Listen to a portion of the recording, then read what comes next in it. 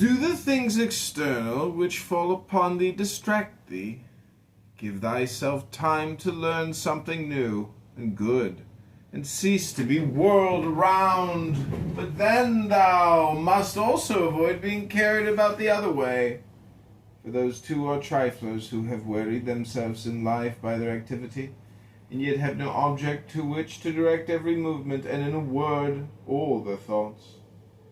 Through not observing what is in the mind of another, a man has seldom been seen to be unhappy, but those who do not observe the movements of their own minds must of necessity be unhappy.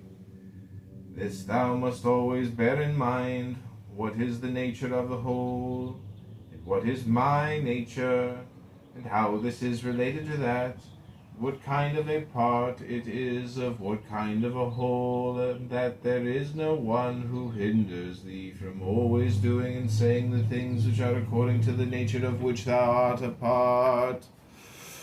Theophrastus, in his comparison of bad acts, such a comparison as one would make in accordance with the common notions of mankind, says, like a true philosopher, that the offences which are committed through desire are more blamable than those which are committed through anger.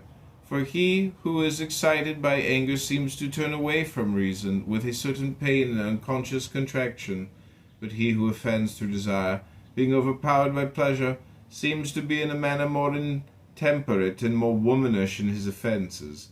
Rightly then, and in a way worthy of philosophy, he said that the offence which is committed with pleasure is more blamable than that which is committed with pain. And on the whole, the one is more like a person who has been first wronged, and through pain is compelled to be angry. But the other is moved by his own impulse to do wrong, being carried towards doing something by desire.